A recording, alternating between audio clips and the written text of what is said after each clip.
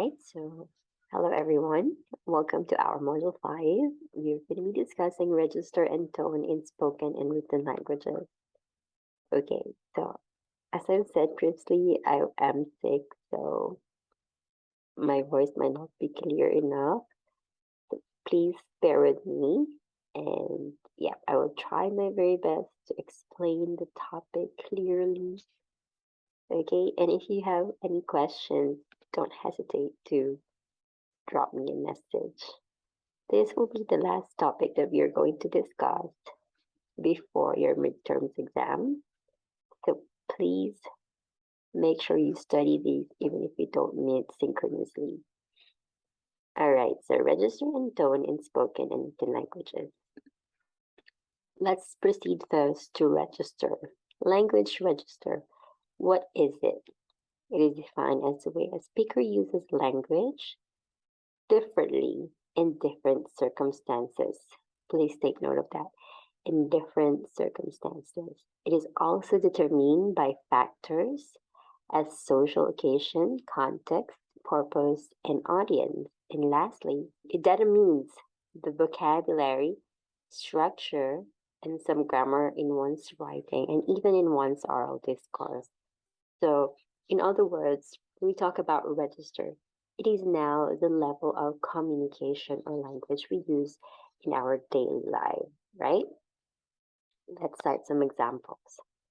For example, the way you talk to your grandmother is different as opposed to when you talk to your friends. Basically, there's just some things you just wouldn't say or words you wouldn't use in front of your grandmother. And of course, vice versa. It's also the same, when we are in the school. The way you talk in school is different as opposed to when you talk in the market. So what do we mean by that? It means that there a specific manner or kind of language that we use, again, as we've said here, we've stated here, in different circumstances. Okay, we use it in different circumstances, in different contexts. So that is now the language register. We can refer to formal and informal language as an example. Yeah. So what can we infer from this? Choosing the right register means choosing the right words and phrases appropriate in any given situation or context of communication, right? So, for example, I am a host. Oh, I am a master of ceremony. And of course, it applies to other hosts as well and masters of ceremonies.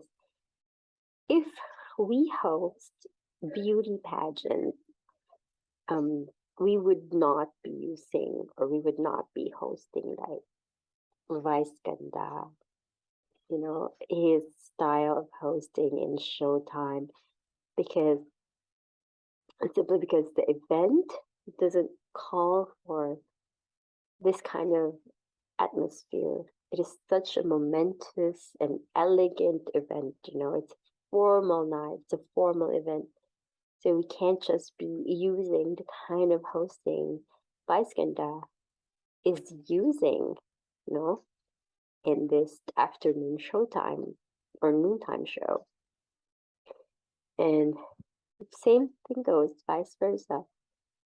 Same case when, of course, we host game shows. We cannot just be so formal because it's going to be boring. So this is somehow a bit like, of course, language register, right? Now, we would be looking at the different types of registers in spoken and written languages, okay? First, we have frozen or static. So frozen or static refers to historic language or communication that is intended to remain unchanged, like a constitution or a prayer. We have other more examples, the Holy Bible, the Philippine Constitution, and the novel Romeo and Juliet. The key word here is unchanged. Unchanged meaning what it was before has always been the same, right? It cannot be changed. The way we recite our prayers, that's why we have here prayer, right? For those, of course, who are Roman Catholic, we have like Hail Mary, we have Our Father, and so on, and even our answer, Amen, has always been the same how we recite it today. What else?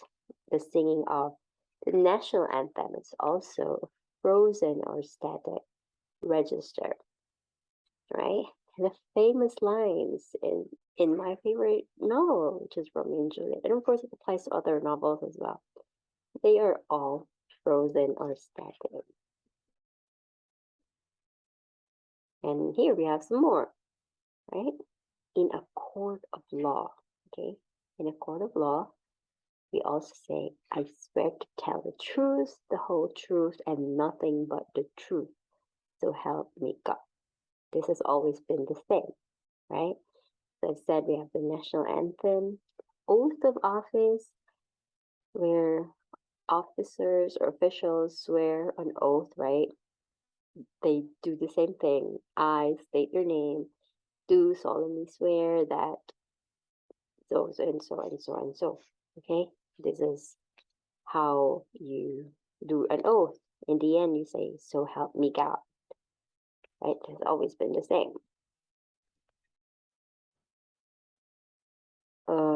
I think one more important example under frozen or static is the wedding vows. So it has always been the same as well. Please do remember that wedding vows has always been also a frozen or static form of register because it has always been the same, doesn't change. Till death do us part, this word. You say I do, no, it has always been the same. Next we go now to formal. Formal is used in professional, academic, or legal settings where communication is expected to be respectful, uninterrupted, which means when we say uninterrupted, it is only one-way communication. There's no interruptions or feedbacks or questions, in between this communication line, and it's also restrained. One more important thing, slang is never used and contractions are rare, okay? So what are these examples? We have TED Talk. Have you ever watched a TED Talk? If you did, and I pretty sure I also asked you to watch one TED Talk before. And so if you can notice in these TED Talks, there's only one speaker who's giving a speech and it is uninterrupted, right? What else? I have the business presentation.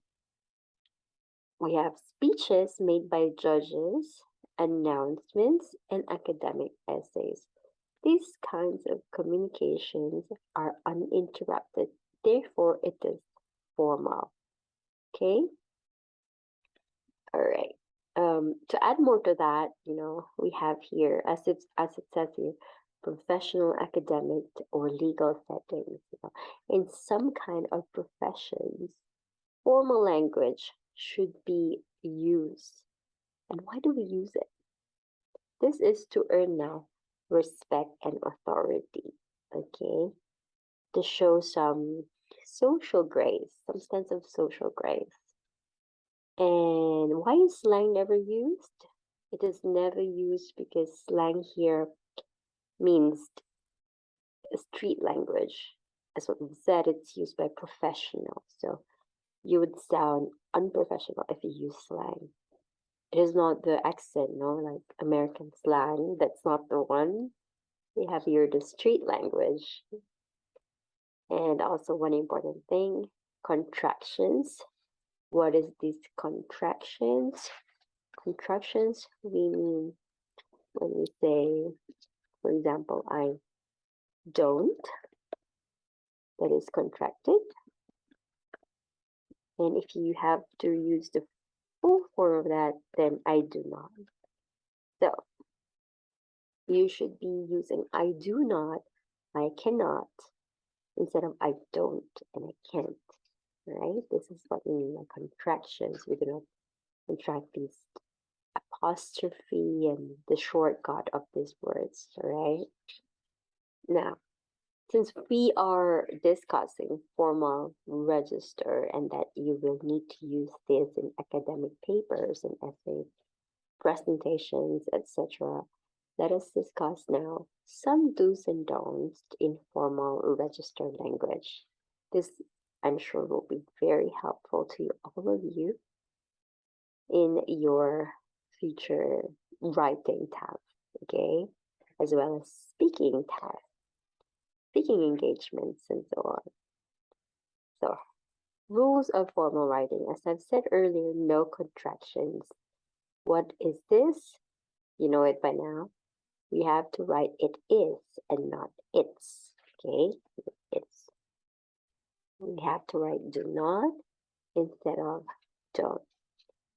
Under no circumstances shall you write he'll, like apostrophe L and L, when you mean he will. Oh yeah, no, okay? So no slang or jargon. It does not rain cats and dogs. An iPod is not cool or spiffy. Don't use this word, okay? All right, what else? Never use I or you. We have to be impersonal, right? So what do we mean by this? We have to always write in third person point of view. This is to avoid bias, okay? That's why we should never use I or the pronoun you, okay? Next, we have to avoid asking questions because people might think we're trying to be conversational. Okay. Next, we have to avoid, or we have to use rather, we have to use non-sexist language. You will be tarred and feathered if you say he rather than he or she. Heaven forbid you say mankind instead of humanity. Now, this goes back to what we have learned previously. We have the use of gender neutral words and also the politically correct words. Okay, we have to always bear in mind that we should be bias free, okay, and we have to be gender neutral. Right? I hope those words that I have given you will serve or will be of great help starting from this point onwards, okay? Next, no abbreviations. You will spell out Internal Revenue Service.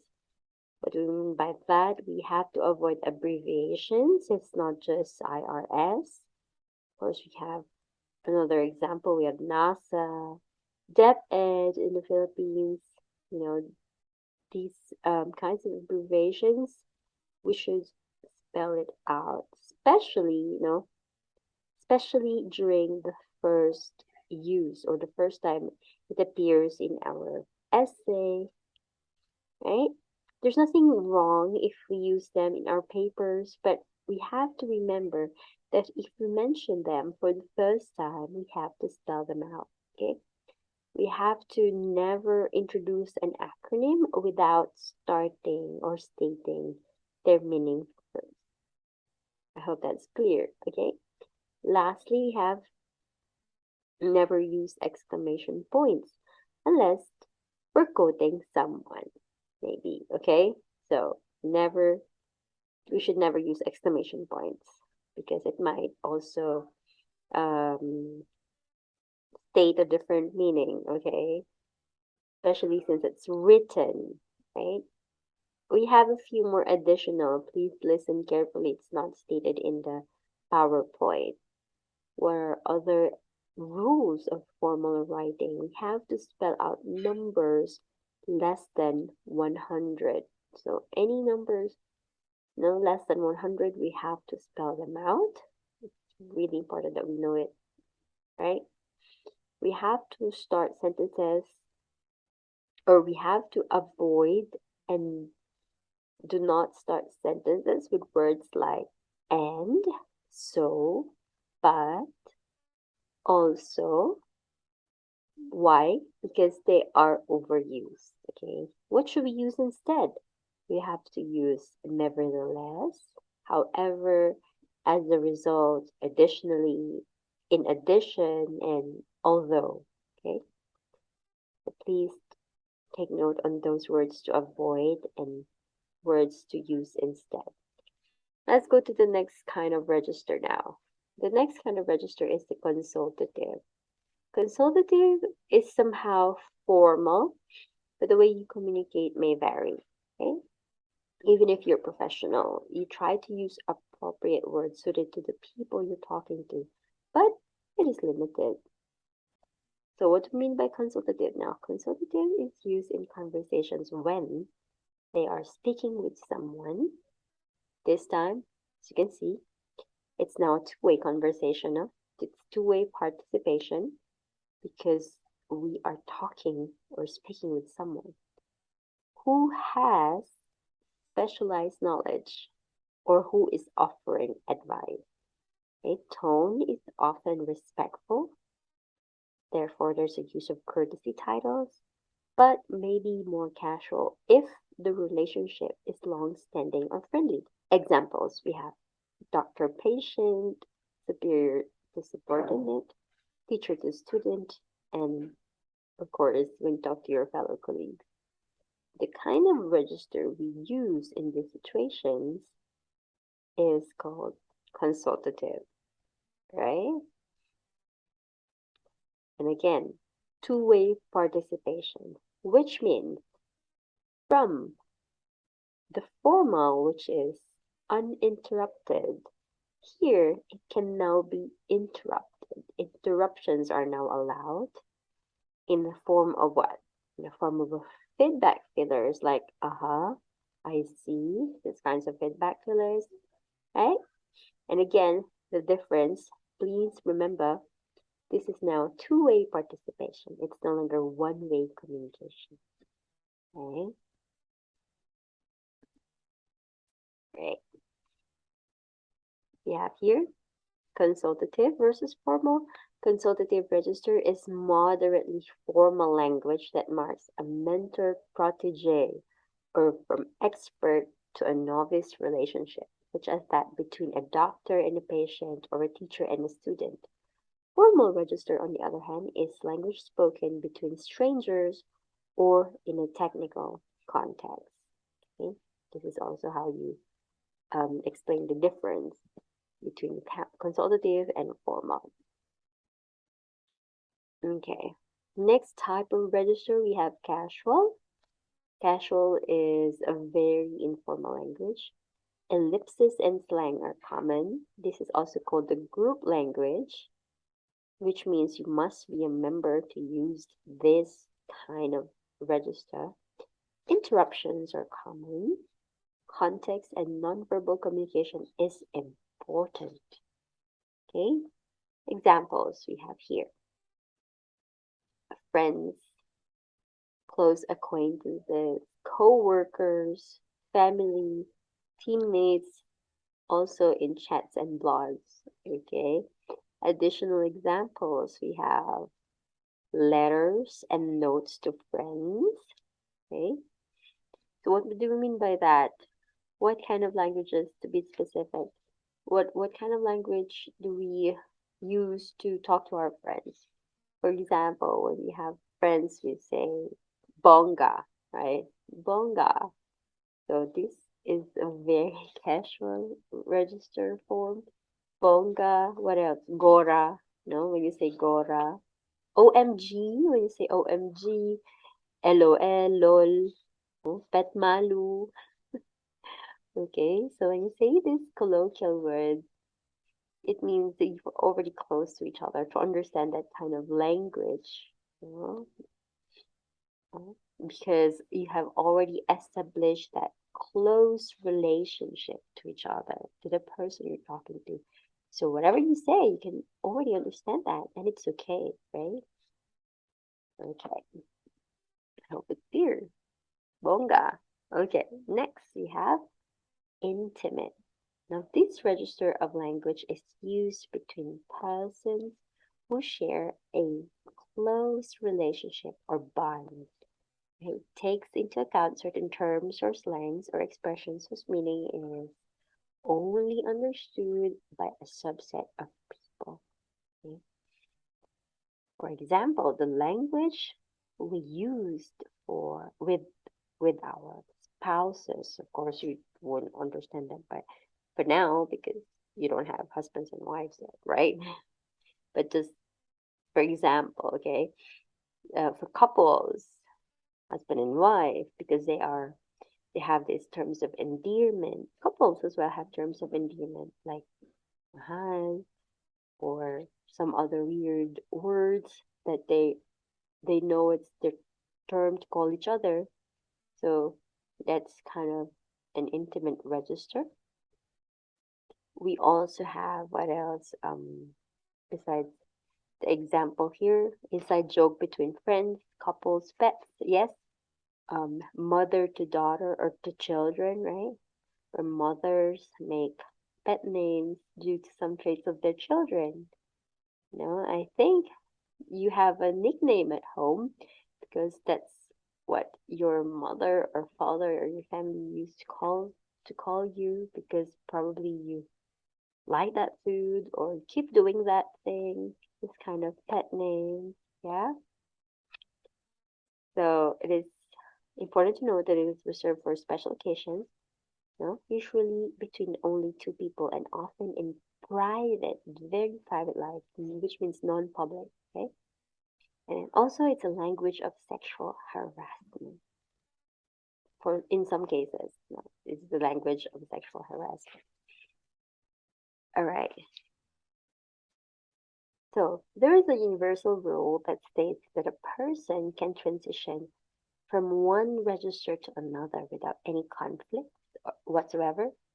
Example, casual to consultative. However, if a person goes from one register to another register, skipping a level or more, this is considered antisocial abnormal behavior. Okay. For example, when we move from frozen to intimate, okay, etc., it marks a difference between a public or private conversation. That's already antisocial, abnormal. Okay? Not really usual when you have to talk formally to a person, but then you chose an intimate register. It's kind of abnormal. It's maybe scary. Could be rude or perverted, because we've said intimate is usually used when you have already shared closeness or bond. And so, no, okay? Now, let's proceed to the tone. What is now a tone? Tone means the attitude to the topic or to the audience that's noticeable in the text, okay? If you're passionate, example, then your tone of writing may be subjective and it sounds excited, right? If not, if not knowledgeable, then the target audience may find it hard to be persuaded by what to say. Okay? Again, attitude towards the topic. That's the tone. Okay? Let's cite some example here. When we say, I'm not angry, he whispered solemnly, and I'm not angry, he shouted forcefully. What do you think is the difference between number one on your left side and number two on your right side? First, the speaker in number one is could be likely isn't angry because he says he's not angry in a solemn way. Imagine he says, I'm not angry, and his shoulders slouch, his head down and on a quivering lip. So here he could really be not angry. But And the other one, the second speaker truly does seem angry because he is shouting with force. So that's the tone now. Okay. Notice that the spoken words are exactly the same, but the tone of voice has changed. So there's a change of tone here, okay, which could imply two different things, right? There is a difference in tone between whispering and tone in shouting. Okay, you can tell how the speaker is feeling not only by what he says now, but also how he says it. Also, when we're reading something, the author can make us feel in a certain way about the character and the situation simply with the use of a verb or of an adverb, right? That's a tone in a nutshell, how we say things. So here are some compilations of tones categorized into their intensity. So you can see here we have reactive, there's amazed, astonished, attentive. These are different tones. We have showing positivity and quiet, calm, casual, collected, all these. We have positive thoughts, appreciative, optimistic tone. We have also positive and caring tone. We see from words like compassionate, gives us compassionate impression of that character or the speech, empathetic and friendly speech. We also have positive and lively. We get the tone or the attitude of being cheerful or amused and joyful, happy. So these are some of the positive tones. We have here now neutral tones, neutral tones. We can see here elusive, balanced, candid, colloquial, distinct. You don't have to memorize everything. You just have to go over and look at these kinds of tones, no? We have nostalgic. I always like this tone. Sometimes I always like this tone because it is like a memory from the past. You recall and you miss, so you tend to be nostalgic. Okay. Reminiscent is also like nostalgic, reflective. Okay. We also have now negative tones. Okay, the increasing left to right intensity, which means the right is more negative and forceful, as you can see there. So we have your negative and passive, negative thoughts, negative and uncontrolled, and negative and forceful as well. And then please go over these words. So to wrap it up and to see if you have understood our topic today, let me ask you one question now. What kind of register should one use when writing an academic essay? Okay? Think about it. What should we use? What register should we use? And what kind of tone should we use? All right? So the answer is we should always aim at formal register. Okay? Should always be formal register because we have already said as an example of formal register is academic essay. Right? What about the tone? The tone of writing should be clear, confident, and it carries also an undertone of respect. Okay, it should be respectful because we want to target our audience or our reader, you know, to get this feeling that we know our topic very well and that we can argue for our own point of view on the basis of facts without any attempt. That's why it's important to be respectful because we don't want to have that attempt to ridicule or look down on those who doesn't agree with us. Okay? right? So it should always be respectful. But of course, it's like being, we are, we stand strong with our conviction, with our point of view. Okay?